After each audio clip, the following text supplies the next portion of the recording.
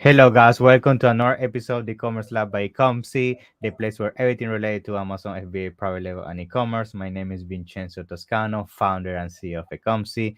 Today, we'll bring you another guest. His name is Daneel Steinmann, and he's the brand manager where they specialize actually in imports, compliance, and supply chain within ZEE. They actually specialize also on helping you grow your brand internationally, which is actually why I wanted to bring you today, Danny, because I think today's topic is going to be very important with everything that's happening worldwide. And I think discussing about how to expand your business overseas and what are the compliance that usually are involved is going to be key for a lot of Amazon sellers listening to this today.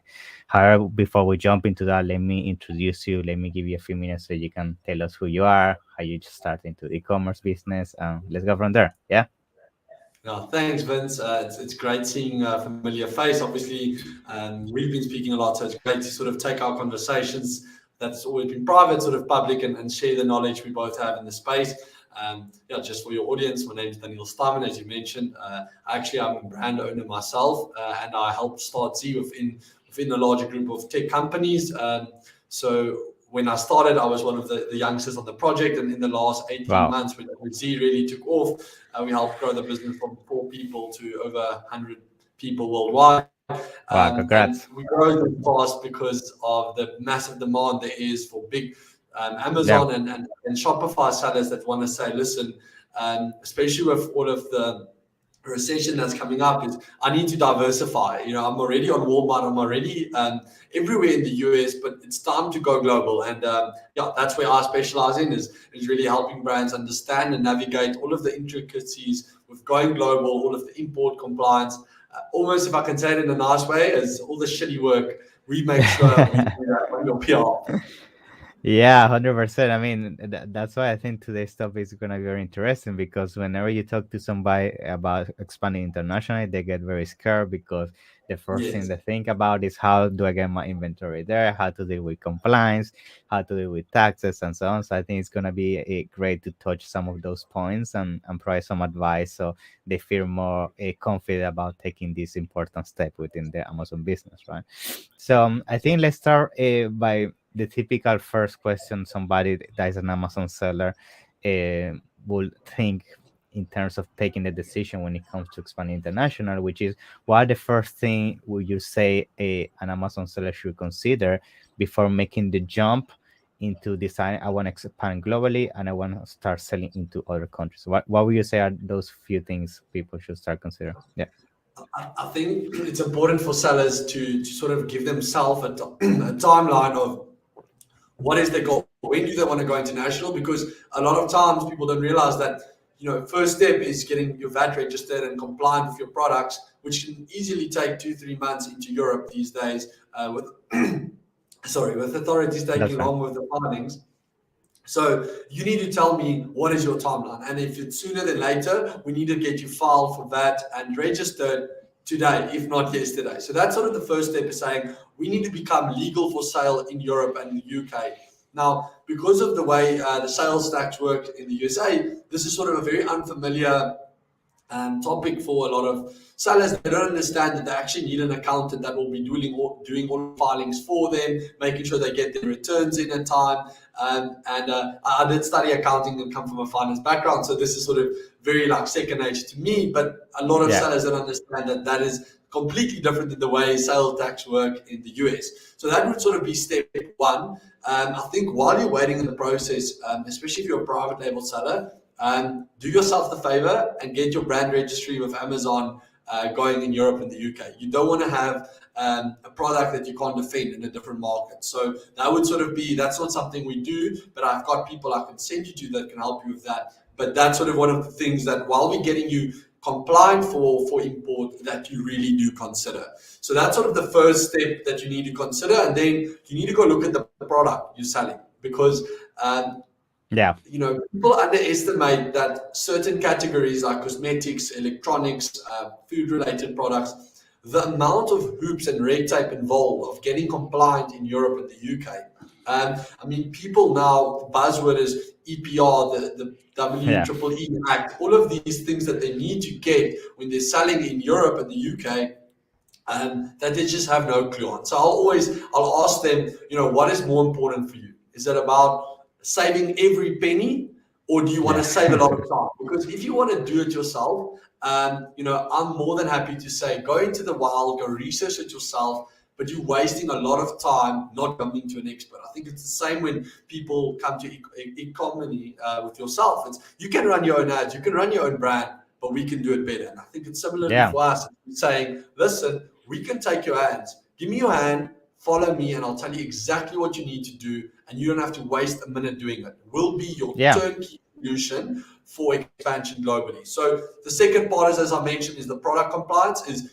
And Z can assist you. There's people that can assist you with that. We've got a massive team of lawyers working on that. But knowing what is the different licenses and permits you need to be legal for import, what declarations you need to fill in. And then lastly, when you're going into Europe and the UK, the sort of the crux, what makes it really difficult is because you are based in the USA or somewhere else, you actually need an entity that is import compliant, that will act as your import of record and do all of the filings and paperwork to guarantee a smooth custom clearance.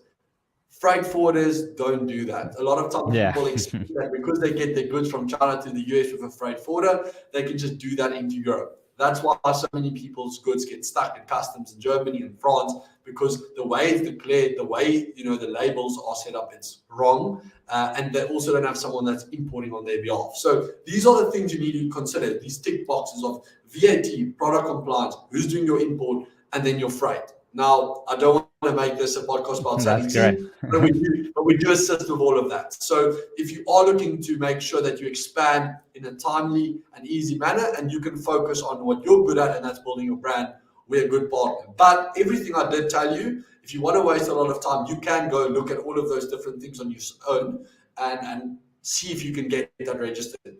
Sort of an advice that I always give is Amazon actually, for very cheap, white label VAT registrations in UK and Europe. So you can do it through them. The problem is, it's when there's any complexities in your filings, good luck getting a Nobody's going to help you. Yeah. So look, you can do it. There is cheaper ways to try and do it. I think it's up to the seller to say how they want to expand and what's most important, what's their value of time. So that's sort of in my head, like the bit of a bigger picture of what you need to do and what your steps involved is when going global. Great. Yeah. Thank you for those tips. I mean, those are amazing. I think the other thing people, so I see these mistakes happening also a lot, is that when they try to expand, and maybe you also agree on this, is they try to expand to as many countries as possible at the same time. So I want to take your take in this. What is usually, based on your experience and the results you see in your clients, what is the best approach? Would you advise starting first with the best marketplaces in Europe, such as UK and Germany, or would you advise to blast everything and start the whole Euro at once? So what is usually your advice on this? Yeah. So I think it depends on how much stock do you have and what's your budget. Because if you have that and you have the right partner, expanding into all of the markets at once isn't very difficult. But I'm going to pretend as if someone is scared and they only want to go into one market to sort of answer your question.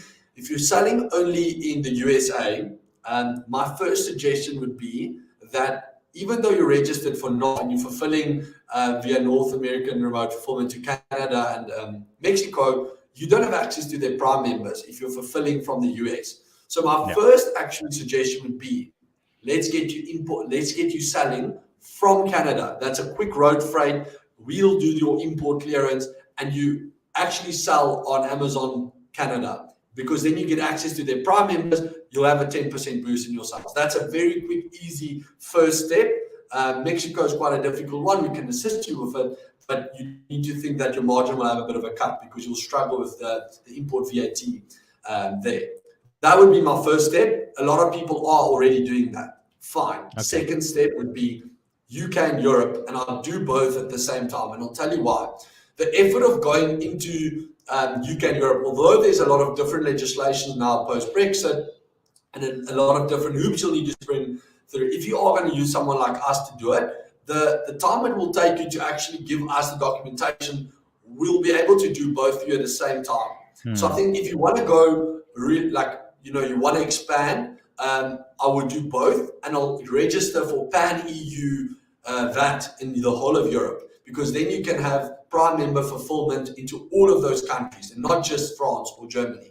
So that would be my, if you want to go relatively aggressive, that's a good approach. UK and Europe at once. If not, almost just start with the UK. That's one market you can do. It's something that's a bit easier for US sellers to get into. But I do think Europe is a very untapped market. Because there's so much registrations and laws, people are scared to sell there or they stop selling there. But the stats, it's crazy if you go look at how much people post-Brexit isn't selling into Europe. But the people are still consuming. You know, the inflation people in America is experiencing isn't nearly as high in Europe. So there's still consumerism and a hunger for great products in Europe. And I think it's any Amazon seller or e-commerce brand that have a good product and a good following, it's your responsibility to diversify into Europe to make sure that as this recession we all sort of know is maybe coming, that you are diversified and not just taking a hit on one sales channel, but you already have 2 or 3 you're actually making money from.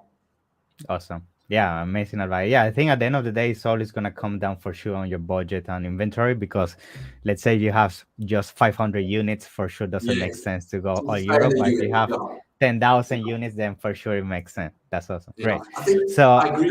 Yeah, just a last thing to add, I think, and then there is quite a few sellers that's like listening and saying, okay, but I'm selling there and Europe and UK, where else? Well, then I think it's at a point where you need someone that can centralize your supply chain, and you just drip feed a bit into UAE, Japan, Australia, just because those markets will never do what you can do in the US.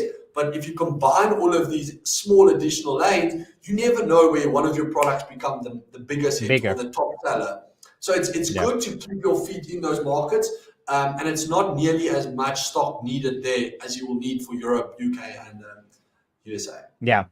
Now that you actually touched those marketplaces, I also want to briefly talk about them and discuss how complicated would you say is compared to Europe go into Asia. Like, for example, you just mentioned here, for example, these new marketplaces in Dubai, then you have Japan, then you have Turkey. So can you briefly touch how these markets compare to Europe, and if they're actually more complicated or is similar in terms of compliance when it comes to expanding into those as well?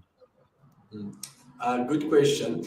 I think especially Asia, Japan and Singapore and UAE, those ones, it's very tricky to get your VAT registered, or they have a different naming for it there, but there's not as much suppliers in the market that actually get your goods ready for sale there compared to Europe and UK. So we do it, but there's less sort of competition there, which makes it a bit more price sensitive for getting registered, I think. And then above that, it really is product dependent. So to give you an idea, any sort of supplements into Japan is very, very difficult. So it's very much product dependent. But I'm always happy for people that's listening to the podcast to jump on a quick call and look at their specific scenario and be like, this market would be your better choice, and this is why. But I think it's a very difficult one to generally answer. I think all of them are difficult in the sense that it's different languages, different regulations, and it all depends on how much you want to sort of outsource or do the work yourself. If you do it with us, all of them are pretty similar, easy. It just depends on sort of getting all of the necessary registrations, which in some countries for some products take longer. Good.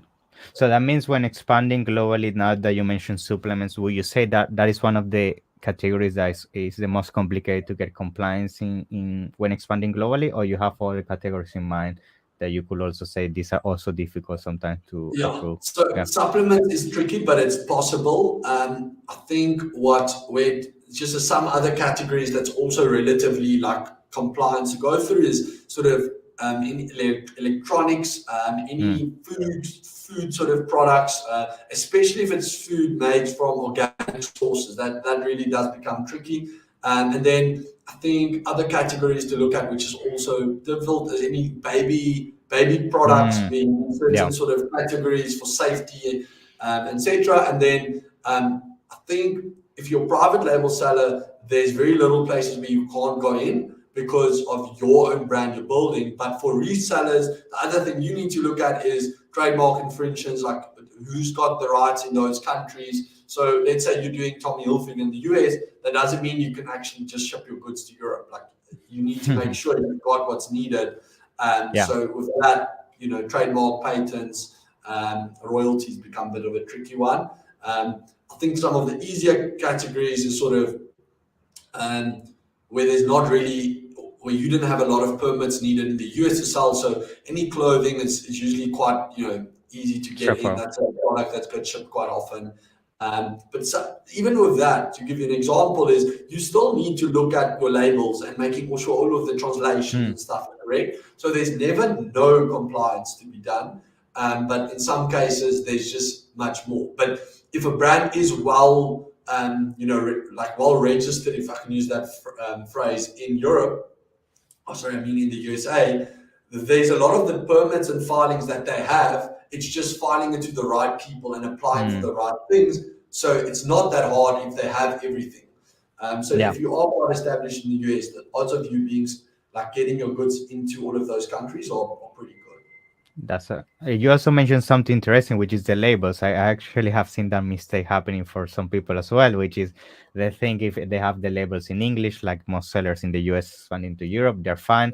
But I don't know if you can briefly touch on that actually you need to translate them, even instructions. So is that applicable to all products, or will you say that's specific to some categories, that specific issue of labeling? Just based on a recent client I've worked with that actually have a very easy product, I think it's required in Europe for any product. And I think there's a lot of different things where some countries you can't use capital letters. There's such every country has something different, and I think that's why people are so scared. They just want someone to tell them they're okay, and that's us usually. Good. Awesome. So, okay, so we talk about compliance and also everything that has to done in terms of shipping to those countries. So, at the beginning, I also mentioned that you also have experience when it comes to supply chain. So, how do you see usually supply chain playing a role here when it comes to expanding? So, you also have them maybe moving supply chain to different locations. Can you briefly touch on that as well? Yes. I think just sort of based on our convo, hopefully people know, but we aren't a freight forwarder, but because of the thousands of shipments we do through the different divisions in the business, we've got unbelievable relationships with freight providers across the globe that can really pick up from anywhere and deliver to anywhere worldwide. Now, with that, what we always happy to sort of get quotations for my clients and give them a great on the dot estimate of what their freight would be looking like from anywhere to where they want to go. So it is quite nice because you can really beforehand actually know exactly what your cost per unit is to go global. You can actually know what that measurement is, and obviously I think with time and as your quantities go up, that price will drop. But I think sellers are sometimes too scared to go initially international because they see the price per unit and they're like, oh, that's double I used to pay in the US. And they don't understand that, yes, their margin is dropping a bit in that new market, but it enables them to new sales channels, new customers, and the possibility of really exploding in that market because of the competition that's less. So I don't know if that answers your question, but yes, we work with freight forwarders. We can do road, sea, and air freight, and all relatively, I'm confident, quite competitive pricing, so that we actually do everything for you. So you don't actually even have to book freight. You just book us, and your account manager will do everything for you. They'll organize pickup. They'll do all of the paperwork, the clearance. So I think it's very much like you do on the front side, is we're a turnkey agency on the back end for your supply chain. That's awesome. Great. That's awesome. So I think you also mentioned just for all those sellers listening that you just don't help with Amazon. Actually, you also can help with any other marketplace. Like for example, if they sell on Shopify or other channels. So how usually you see your service changing depending on the marketplace? Is very similar, or you see some requirement changing? Can you briefly also touch on that? Yeah. So I think, and it will also be applicable to some larger Amazon sellers, but when it comes to Shopify, obviously Shopify's recent investment in those 3PL companies for a few billion will make them really become more accessible to 3PLs across the globe. But currently, when all of my big, DTC brands, all my big Amazon sellers, they send containers load into a country to a 3PL warehouse and then drip feed into Amazon, based on obviously the amount of units that Yeah. the space they have with Amazon. I mean, we all know that sort of space on Amazon's website has become less and less in the last year. Stock limits has been the buzzword of 2021. So when it comes to bigger sellers, and I do have a very broad network of people in that industry, is we'll actually also help you, and we don't do it ourselves, but we've got great partners that we trust with 3PLs across the globe, where we'll also negotiate your rates there and introduce you to them so that you can send your goods to a 3PL, once off 240-foot containers and then drip feed into Amazon as you go. You obviously save a bit of money there on the freight, but the sort of the downside of that is you're not flexible. Whereas if you're doing smaller shipments regularly, I mean, I'm without mentioning a name, I know a top 20 all-time Amazon seller that does only air freight into Europe, but he sends goods every day of the year, because for him, he wants that flexibility, and it outweighs the benefits of having to do the 3PL side. But it depends on how much rack space you have, and that's why I don't know if you understand the connection, but with Shopify, you just have to go into 3PLs. So yeah. That's awesome. Yeah, it's good to hear that you guys also help on that, because I know sometimes clients also want the flexibility to our marketplaces, and the fact that you guys also help with that is awesome. Very nice, very nice. Good. So I think one of my last questions, so we start concluding today's episode, will be, I always like to ask this question to the specific topic, is there any other specific maybe tip or strategy or thing to consider, so our listeners that are watching this episode today can implement when it comes to expansion? Any advice? I think trying to maybe just reiterate one of the most important things is it doesn't help you expand immediately if you haven't looked at trademarking your brand. I think doing via brand registry on Amazon UK and Europe, it's not expensive if not free, and you literally just get that to see if your name's available, if your product is there, because you don't want to go in and fight black hats for that listings. And even if you aren't considering doing that in the next 3 months, I don't care. Still just go get your trademark and stuff licensed so that you can operate there. And if not, that when an aggregator looks at acquiring you, which is becoming less and less in the current market, you at least show them that there is that possibility of how they can grow the brand if you don't want to do it yourself. Awesome tip. Very nice. Good. So yes, I mean, I want to thank you once again for coming, but for sure, before we conclude to this episode, I want to give you a few minutes, because I know some people might want to reach out to use your service or just to ask some questions. So please feel free to share how people can get in touch with you, how they can find out more about the company ZEE, and how they can get started with you guys. Yeah, great. Look, Vin, I'm always happy to take on calls of clients. For me, there's never a wasted moment. Like, either I'm learning or I'm adding value. So they could send me a mail directly at DANEELSTE@ZEE.co. So you can maybe put that in the show notes. They can just ask me. I'm happy to respond myself. And then if not, and they want to get access to the rest of our team and my team, just go to ZEE.co, our website, and put your inquiry there, and someone in our team will reach out. So we're really excited for this, and we've had obviously a few times, and it's good to sort of take the private convos public and share knowledge where we can. Thank you very much. Thank you very much for your knowledge and everything. So definitely gonna have you back in a future episode. Let's keep in touch, okay? Fantastic. Cheers, Vin. You guys have a great day.